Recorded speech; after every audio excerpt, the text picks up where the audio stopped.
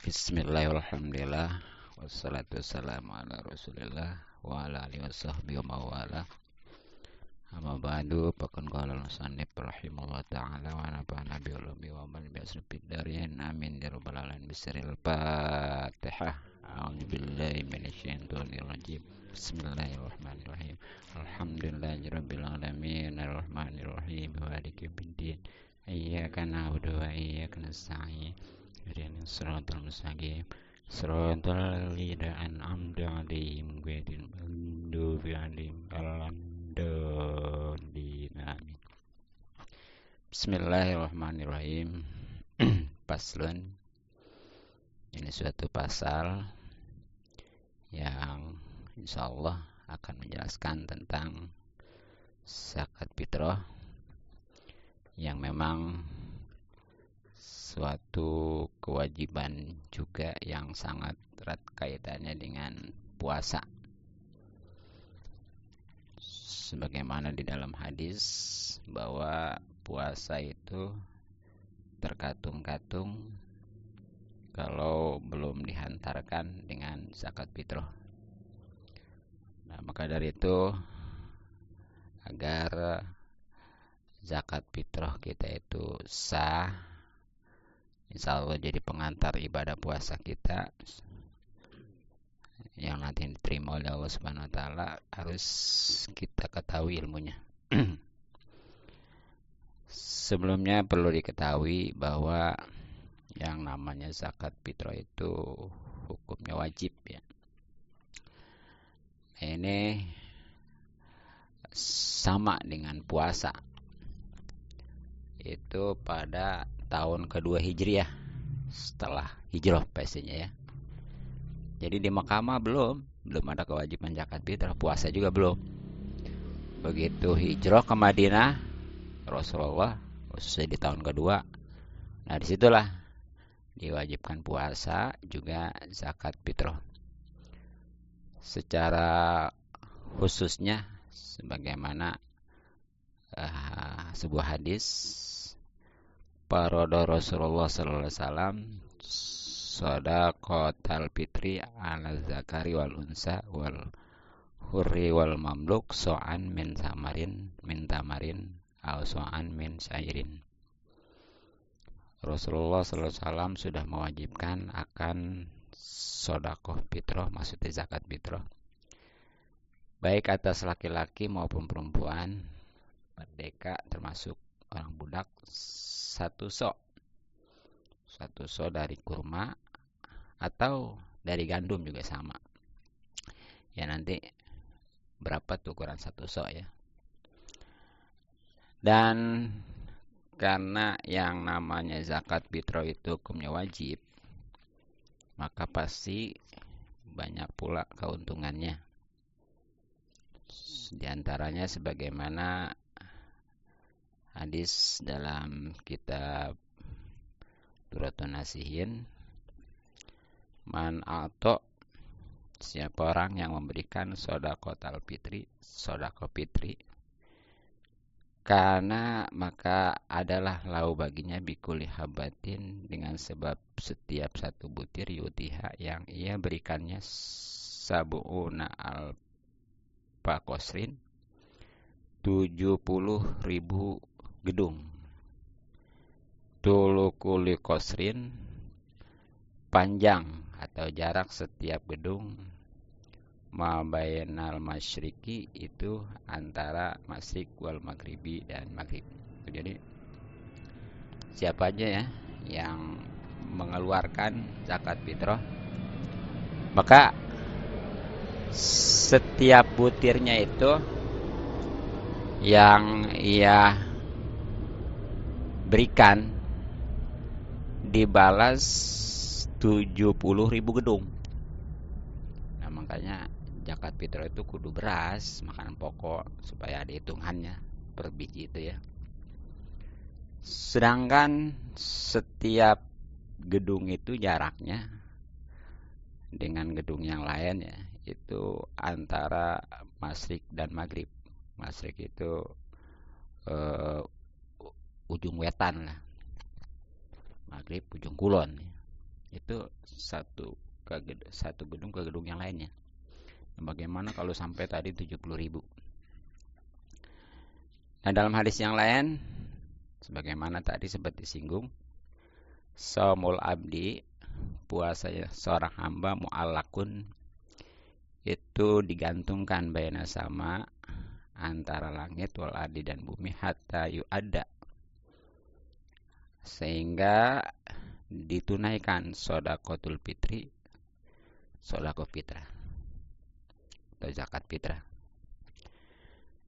Bahkan dalam sebuah hadis yang agak panjang, yang ini komplit lah tentang keuntungan zakat fitrah, di mana Rasulullah bersabda, man ato, siapa orang yang memberikan shadaqatul fitri, shadaqah fitri, karena maka baginya asyaratu asya'a, 10 perkara. Jadi siapa aja nih yang menyerahkan zakat fitrah itu akan mendapatkan 10 keuntungan lah. Al-awalu, yang pertama, yathuru, itu menjadi suci jasaduhu, badannya, minazulubi, daripada dosa-dosa. Yang pertama, keuntungan zakat fitrah itu bisa mensucikan badan kita nih dari dosa-dosa. Insya Allah di samping dosa kecil, mudah-mudahan dosa besar juga. Terus yang kedua, yutaku, dibebaskan minanari dari neraka. Keuntungan yang kedua, zakat fitrah, orang yang zakat fitrah itu dibebaskan dari neraka. Ketiga, yasiru, jadilah shaumuhu, puasanya, makbulan, itu bisa diterima. Yang ketiga, keuntungan zakat fitrah menjadikan puasa kita jadi diterima. Yastawajibu, yang keempatnya, dia berhak al-janata, mendapatkan atau masuk surga. Yang keempatnya. Yang kelima, yakhruju, ia akan keluar min qabrihi, dari kuburnya, aminan, dalam keadaan aman. Itu ya, pasti ya. Akan masuk ke kubur setelah mati pastinya. Dan nanti ketika keluar, khususnya ketika dibangkitkan menuju padang mahsyar, itu dalam keadaan aman. Kemudian yang keenam, wa yaqbalu ma yuqbalu, wa yuqbalu, dan diterima ma'amila, apa yang dia kerjakan, minal khairati, dari kebaikan-kebaikan, fitil kasanati, pada tahun tersebut. Jadi ini dengan zakat fitrah, insya Allah dari mulai sekarang Ramadan ya, khususnya setelah di zakat fitrah sampai tahun berikutnya, itu segala kebaikannya harapan diterima. Yang ketujuhnya, watajibu, dan wajib lahu baginya syafaati, mendapatkan syafaatku yaumul kiamati, pada hari kiamat. Yang ketujuhnya, keuntungan zakat fitrah insyaallah akan berhak untuk mendapatkan syafaat Rasulullah pada hari kiamat. Yang kedelapannya, wayamuru, ia akan bisa melintasi ala siroti, di atas jembatan neraka, kalbarki, seperti kilat al-khotipi yang nyamber. Jadi yang kedelapannya nih, dia ketika melintasi jembatan di atas neraka itu seperti kilat, cepet langsung nyampe di surga. Ini yang paling tinggi derajat udah kan. Yang namanya melintasi jembatan di neraka macam-macam, ada yang seperti kilat tuh ya, ada yang seperti angin kencang, ada yang seperti kuda lari kencang, ada seperti orang yang berjalan, bahkan ada yang baru dia menginjakkan kakinya langsung jatuh. Yang kesembilan, wayar juhu, dan bisa mengungguli, mizanu, timbangannya, minal hasanati, dari kebaikan. Jadi yang kesembilannya nih, keuntungan zakat fitrah insyaallah itu timbangan amal kebaikannya akan lebih berat. Dan kalau sudah begitu, insyaallah dia selamat dari neraka dan masuk surga. Dan yang ke-10-nya, wayamhu, dan menghapus Allah Ta'ala ismahu, akan namanya, min diwanil asqiya, dari catatan orang-orang yang celaka. Yang ke-10, menurut hadis ini, keuntungan zakat fitrah itu Allah akan menghapus namanya di dalam stambuk catatan orang-orang yang celaka. Ya, berarti jadi baik. Nah, itulah tentang keuntungan puasa, zakat fitrah, maaf maksudnya. Karena memang wajib. Sebab dalam agama jangankan yang wajib, yang sunnah juga nggak perlu ditanyakan apa keuntungannya, pasti syarat lah. Nah, tapi zakat fitrah wajib juga, itu nggak begitu aja. Harus memenuhi syarat, nah baru masuk. Watajibu, dan wajib zakatul fitri, zakat fitrah, bisalah sati asya'a, dengan 3 perkara. Jadi zakat fitrah wajib juga nih, itu harus memenuhi 3 perkara. Artinya kalau ketiga-tiganya ini ada, maka wajiblah baru ya. Tapi kalau nggak ada salah satunya, nggak usah maksain. Apalagi kalau memang nggak ada gitu ya. Nah itu. Dan sebelumnya perlu diketahui apa sih zakat fitrah. Zakat fitrah itu adalah zakat badan ya. Jadi zakat itu ada 2, ada zakat mal, harta, ada zakat badan. Nah kalau zakat mal mah kapan aja. Kalau zakat fitrah mah hanya di Ramadan gitu ya. Khususnya pas lebaran itu. Jadi syarat wajibnya zakat fitrah itu ada 3. Mana diantaranya al-islamu, pertama al-islami ya. Pertama Islam. Jadi kalau orang itu Islam, ya walaupun dia nggak puasa sananya, itu tetap wajib zakat fitrah. Bagaimana kalau orang kafir asli? Kafir asli itu umpamanya bapaknya kafir, ibunya kafir, otomatis anaknya kafir. Nah itu dia nggak wajib. Tapi kalau dia punya budak ataupun dia punya orang tua ya yang Islam, itu wajib ngezakatin. Contoh umpamanya si Tengsun ya, punya budak orang Islam, itu wajib ngezakatin untuk budaknya. Ataupun orang tuanya yang Islam, sementara nggak mampu nih orang tuanya ya, udah lemah, nah itu wajib. Ya pokoknya mah berbanding lurus dengan kewajiban memberikan nafkah. Kan yang namanya tuan itu wajib ngenapkain budaknya, termasuk orang tuanya ya. Makanya ketika budak itu Islam dan orang tuanya yang sudah lemah itu Islam, itu bagi si kafir itu wajib untuk mitrain budak dan orang tuanya gitu. Atau sebaliknya anaknya yang belum mampu gitu ya. Ya anaknya itu bisa masuk Islam padahal dia masih lemah gitu ya. Nah, jadi kembali, kalau sekarang mah bukan. Jadi sekarang mah nggak ada istilah budak itu sebenarnya. Jadi budak itu hasil dari perang antara Islam dengan kafir ya. Nah, ketika kan kalau yang dibunuh mah cuma tentara aja ya. Kalau sipil mah nggak boleh dalam aturan Islam itu. Tapi ketika ditangkap mah boleh.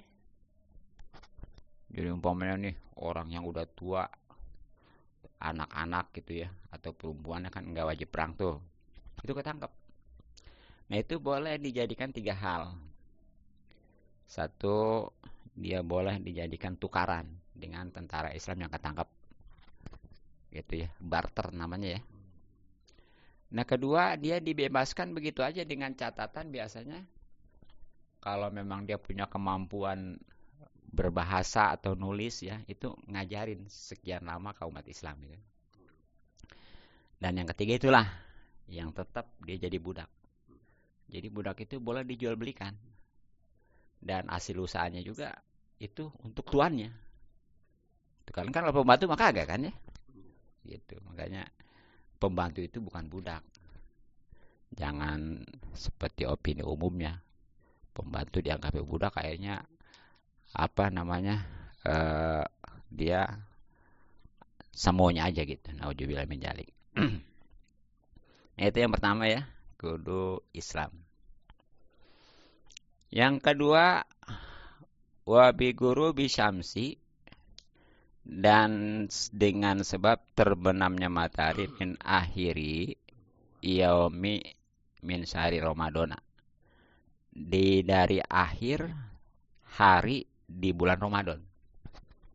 Jadi syarat wajib zakat fitrah yang kedua itu, orang yang dizakatin atau orang yang zakat itu ya, itu kudu menemukan pas terbenamnya matahari di hari terakhir bulan Ramadan.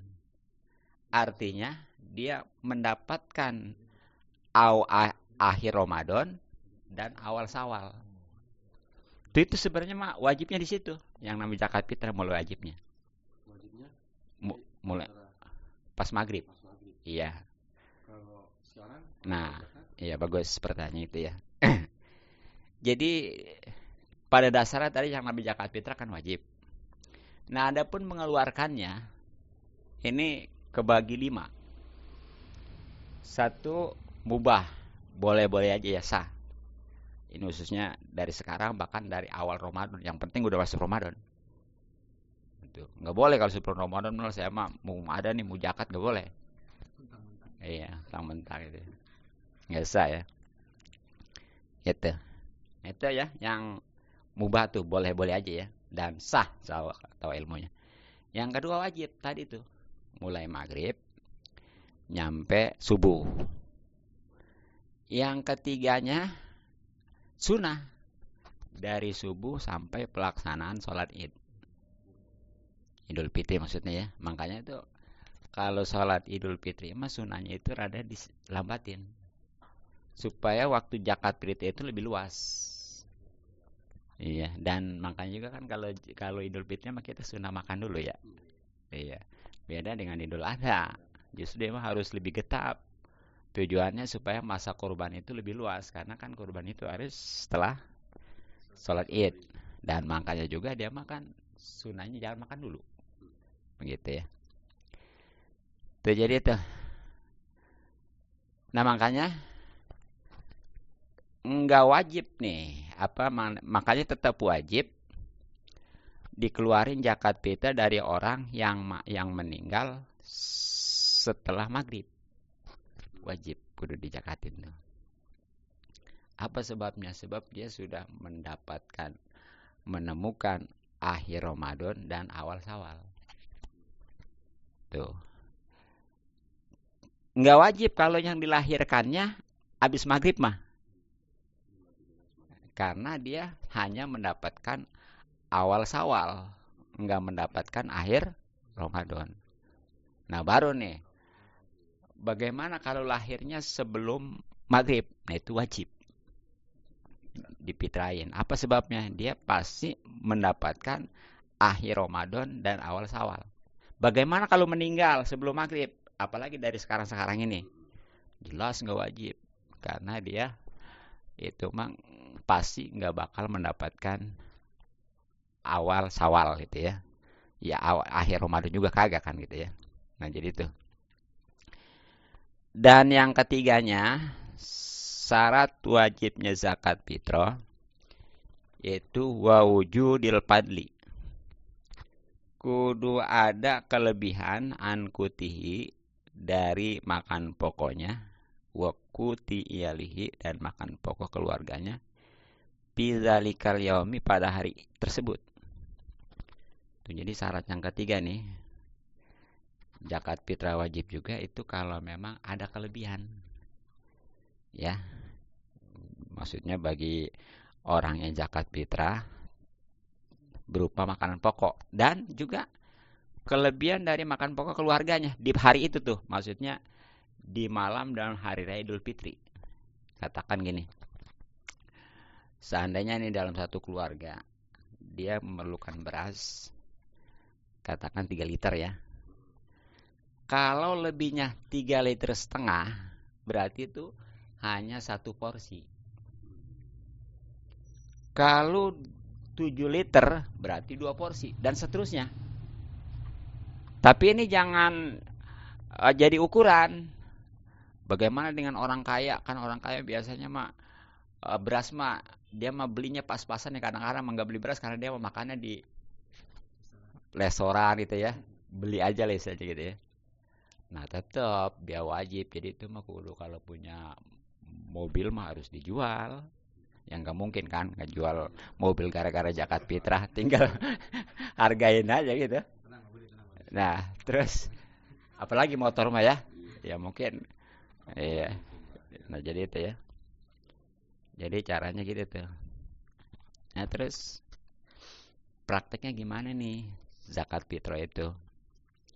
Di situ wa yuzaki, dan berzakatlah seseorang anapsihi, baik atas dirinya, wa aman talzamuhu, maupun orang yang wajib padanya nafaqatuhu, untuk menafkahin minal muslimin, daripada orang-orang Islam ya.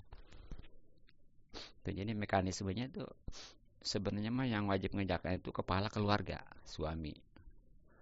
Ya terutama atas nama dia atau atas nama istrinya atau anaknya, bahkan orang tuanya tadi ya yang udah lemah gitu. Itu pokoknya ukurannya yang wajib dinafkahin. Kan orang tua mah kalau orang tua mampu wajib ngenafkahin anak, termasuk wajib ngejakatin. Sebaliknya nih kalau orang tua nggak mampu, anaknya udah besar ya, udah mampu. Nah itu anak wajib ngenafkahin orang tua. Dan zakat fitrah pastinya. Nah bagaimana kalau kerabat, saudara gitu ya? Nah itu mah enggak, karena enggak ada kewajiban. Jadi ukuran itu. Jadi enggak wajib tuh bagi seorang muslim, umpamanya walaupun dia punya budak, punya istri, tapi kafir, walaupun wajib ngenafkahin kayak tadi tuh. Kalau yang punya budaknya orang kafir, budaknya Islam, wajib tuh orang kafir ngejakatin budaknya. Tapi sebaliknya nih, kalau orang Islam punya budak kafir, itu walaupun wajib ngenafkahin ya, ini pengecualian nih. Padahal tetap wajib ngenafkahin. Tapi nggak wajib untuk ngejakatin. Apa sebabnya? Ada penghalang tuh, dia nggak Islam. Iya, bahkan istri sekalipun juga seperti orang tua yang sudah lemah, kalau memang dia bukan Islam itu nggak wajib. Jadi itulah tadi syarat yang pertama ya, kuat. Nah sekarang zakat fitrah itu berapa sih? Nah zakat fitrah tadi so'an ya, 1 so' min kuti baladihi, tentunya dari makan pokok negaranya. Jadi zakat fitrah itu yang harus dikeluarkan ukurannya 1 so'. 1 so' itu 3,5 liter atau 2,5 kilogram ya. Lebih bagus asal jangan kurang. Sebab kalau lebih mah jadi sedekah nantinya. Tapi kalau kurang, zakat fitrah kan nggak jadi. Oke ya. Tapi ingat, harus makanan pokok. Kalau memang dia makan pokoknya itu beras, harus beras. Nah, itu kompak 3 mazhab ya. Kecuali mazhab Hanafi yang nggak bolehin pakai uang. Bagaimana kalau kita taklid ke mazhab Hanafi? Boleh-boleh aja. Tapi ngitung harganya jangan harga beras. Harga kurma. Kurma yang standar itu 75.000. Tuh, itu bukan 75.000, 100.000 itu. Sekilo. 100.000 ya. Iya. 100.000. Udah. Itu 100.000 sekilo ya. Korma cangkrang itu ya. Iya. Itu dia kalau korma gitu 2-3 tahun kuat. Masih ada cangkangnya. 7 tahun juga kuat. Ya. Gitu. Jadi itu makan pokok ya. Kalau memang dia mau pakai uang, taklid ke mazhab Hanafi boleh, tapi prosedural, artinya harganya jangan harga beras. Harga kurma. Tapi sekarang hitungnya harga beras. Nah, salah itu. Itu namanya nggak prosedural. Kilo setengah berarti 250.000. Nah, tinggal ngitung aja. Sekilo 100.000, kalau dikali 2,5 kilo berarti 250.000. Ada yang mau gitu? Ada yang kayak begitu? Belum ada kayaknya. Belum ada ya. Nah, makanya bagaimana nih? Kalau ya kita mungkin kalau bawa beras mah dari rumah ya ke tempat zakat itu, apalagi banyak kan berat. Nggak apa-apa bawa uang. Tapi nanti mustahik zakat ataupun panitia penerima zakat itu nyiapin beras. Nyiapin beras tuh. Jadi nanti dia beli dulu berasnya yang ada di situ tuh. Biasa diserah terimakan dulu sebagaimana jual beli. Nah, baru nanti berasnya itu dipakai zakat gitu. Makanya kalau memang ini paham nih, seperti di masjid itu ada kepanitiaan zakat fitrah umpamanya ya. Itu boleh nih. Jadi uang kemaslahatan masjid ya dipakai modal buat beli beras. Jadi berasnya beli dulu. Dibeliin tuh berapa paket begitu ya. Gitu. Gitu. Jadi nanti ada untungnya dari situ. Dan pastinya kan modal udah jelas. Dan itu udah diyakini laku. Ya istilahnya umpamanya satu porsi itu umpamanya dapatnya 15.000 aja umpamanya ataupun kecilnya 10.000 ya. Nah itu ketahuan kan ada 300 porsi itu untungnya dasar mah tetap ada modal mah gitu. Nggak bakal rugi tuh mah. Itu begitu kodenya. Ya. Gitu. Tapi kalau yang sekarang kita lihat bukan begitu. Nah itu dia karena nggak tahu. Begitu ini perlu nyari tahu gitu ya. Gitu. Bagaimana kalau di suatu negara itu atau di suatu kampung itu ada beberapa makanan pokok ya. Nah itu ya tentunya wajib mengeluarkan dari yang mana aja deh itu mah ya. Dari Basnas sudah ngeluarin ya 45.000. Nah itu dia. Itu jadi menurut mazhab Syafi'i jelas nggak sah. Sementara dia taklid ke mazhab Hanif. Nah, tapi pakai harga beras nggak sah juga lagi gitu ya. Gitu.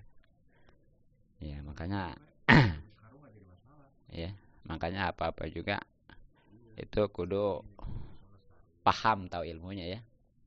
Nah itu. Nah, terus terakhir nih ukurannya nih satu so itu walaupun tadi udah disinggung ya supaya lebih detailnya nih. Berapa sih? Di situ ada wa qadruhu ukuran so ya. Khamsatu artalin itu ada 5 liter wasulusun ya dan sepertiga tapi bil iroki menurut timbangan negara Irak atau Baghdad. Tuh jadi satu so itu ya. Ini timbangan Baghdad Irak ya. Itu 5 liter sepertiga. Maksudnya gimana? Jadi yang 5 liter udah ketahuan tuh. Nah, sekarang yang seliternya nih dibagi 3. Nah, sepertiganya itu ditambahin ke yang 5 liter. Nah, kok beda? Karena yang namanya literan Irak mah Baghdad mah kecil segini. Tuh, makanya wajar. Ada ya kalau itu mau beli tuh. Khusus takaran negara Irak. Ya kalau negara kita mah Indonesia Baghdad ya. Indonesia itu jelas ya. 3,5 liter kalau mau dilihat. Dan itu bukannya munjung ya, meres. Ya. Dan kalau mau ditimbang itu 2,5 kilogram. Lebih boleh sehingga nanti lebih jadi sodako.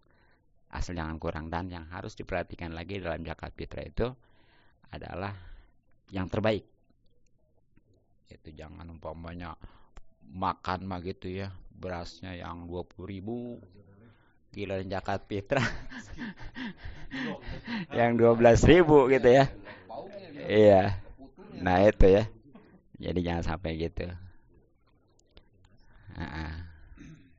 Nah adapun kalau bicara mustahik zakat mah itu sama halnya dengan zakat harta ya. Itulah yang sebagaimana di dalam surat Al-Maidah apa ya? Yang inamal fuqara itu ya. Ya, wal masakin dan seterusnya. Pokoknya mah kepada 8 kelompok itu ya. 8 kelompok. Dan di 8 kelompok itu nggak ada yang namanya atas nama yatim, atas nama janda tua, nggak ada. Gitu ya. Kecuali kalau yatimnya itu atas nama fakir miskin boleh. Termasuk janda tua. Baru boleh tuh dijakatin fitrah. Kalau memang dia nggak fakir miskin, itu mah disantunin aja. Kalau yang tua, kalau yang muda tikahin. Cerdas baru namanya gitu ya. Tuh, pas itu lagi ya.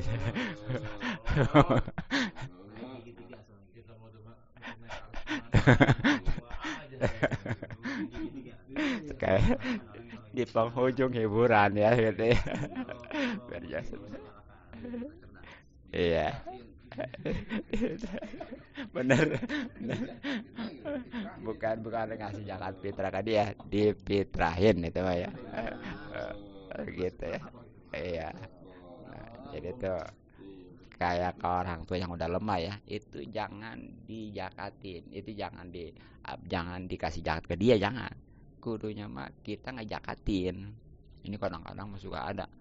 Udah zakat mah jangan kemana-mana lo ke bapak kolot aja gitu ya, sama kolot nggak boleh. Kalau atas nama fakir miskin, sebab kalau dia fakir miskin itu justru kewajiban anaknya atau cucunya untuk nganapkain, dan di situ berarti wajib ngejakatin, bukannya ngasih zakat gitu. Gitu ya. Nah itulah mungkin kurang lebih kajian tentang zakat fitrah. Mungkin ada Ya. mengurus zakat ya. Iya. Amil ya. Kan kalau sekarang Boleh. pemerintah kan amil zakatnya itu kan yang dikatakan amil adalah orang yang udah dilegalisasi ya, ditunjuk sama Basnas. Iya. Sedang kalau kita di musola nih, itu hanya ngumpulin doang, tapi kita ini bukan termasuk amil katanya. Panitia doang. Iya.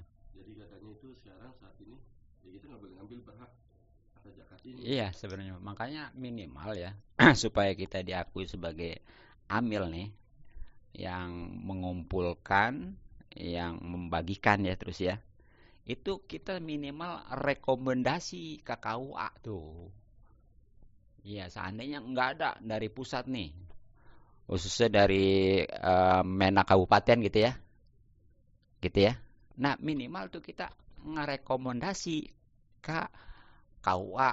Jadi kita mengajukan nih, saya di kampung mau membentuk nih kepanitiaan zakat fitrah, gimana? Kalau memang itu dipenuhi itu bisa. Tapi kalau nggak ada sama sekali, legal itu, ilegal namanya. Iya. Jadi nggak boleh dia nerima zakat, karena itu mah nggak resmi dia menjadi status amilnya gitu. Kalau ke guru maksudnya ibu sabilillah. Iya. Kemarin sempat itu juga tuh kita tuh perdebatan kiai. Gimana? Katanya kalau sabilillah guru ya, musabil ya, kalau dia punya pekerjaan tetap nggak berhak katanya. Iya, kalau memang punya kerjaan tetap. Tapi sebenarnya mah kalau memang walaupun punya kerjaan ya apalagi yang punya gaji ya. Ya emang kalau punya gaji mah dia mungkin nggak masuk ya. Ini memang sabilillah itu nggak punya gaji. Baru kalau memang orang itu punya ngajar tapi digaji, itu namanya bukan sabilillah. Sebab dia udah ada gajinya, berarti waktu ngajar itu bukan karena Allah gitu ya, karena gaji. Jadi sabilillah itu yang benar-benar dia nggak dapat gaji, itu mah sukarela dari itu aja gitu ya. Oh, jadi bukan suatu pekerjaan yang Pak Kiai. Bukan. Kan yang namanya ngajar mah itu bukannya kerjaan tapi kewajiban, kecuali kalau yang dibayar, yang gaji itu baru kerjaan. Itu harus bisa dibedakan gitu. Ada orang usaha, Ustadznya. Oh, kalau usaha memang sekali lagi dia kan nggak dapat gaji gitu ya. Iya, jadi bisa masuk ke Isnu Sabil. Sabilillah gitu ya. Iya. Jadi maksud tadi pekerjaan itu kata Ki yang emang secara legalnya dia ada di instansi terkait. Iya. Terus dia ngajar juga digaji. Iya gitu. Misalnya kayak Kiai maksudnya kan iya. Jadi punya usaha gitu kan. Kan kalau zaman dulu kan guru-guru kayak tani Kiai. Iya itu kan iya. Usaha gitu. Iya. Yang jelas dari kerjaan ngajar itu ya nggak dapat gaji lah, berarti itu namanya bukannya kerja tapi kewajiban, gitu aja beda ya. Mungkin cukup ya, mudah-mudahan jelas, paham, manfaat. Nanti kalau kurang jelas lagi mak bisa kita tanya jawab lah ya di luar forum ini sambil ngerokok, ngopi lah, dan makanin apa yang ada gitu ya. Iya, khususnya kurma cangkang. Iya, iya, yang harganya 100.000. Iya, belum ajwa ya. Ajwa membuka 100.000 lagi. 1 juta ya. Yaudah, sekali lagi mudah-mudahan manfaat ya. Allahumma sholli fil awwalin wal akhirin wa barik wasallim wa radhiyallahu anhu ashabi rasulillah ajmain. Bismillahirrahmanirrahim. Alhamdulillahirabbil alamin. Allahumma inna nas'aluka ma'alam tanafaddudu ilaina hajatan ya rabbal alamin. Allahumma inna nas'aluka ilman nafi'a wa amal mutaqabbal suntaibun kasir mubaraka. Allahumma rabbana taqabbal minna salatana wa siyamana wa qiyamana wa zakatana wa tilawa wa qiraatana wa ta'allumana wa ta'abuna tamin taksirana ya Allah bi rahmatika ya arhamar rahimin. Allahumma hasil maqasidana fid dinil akhirah wa balik merebung khair rabbana atina fid dunya hasanah wa fil akhirati hasanah wa qina adzabannar. Shallallahu alaihi wa sallam ala jami'il anbiya'i alhamdulillahi rabbil alamin.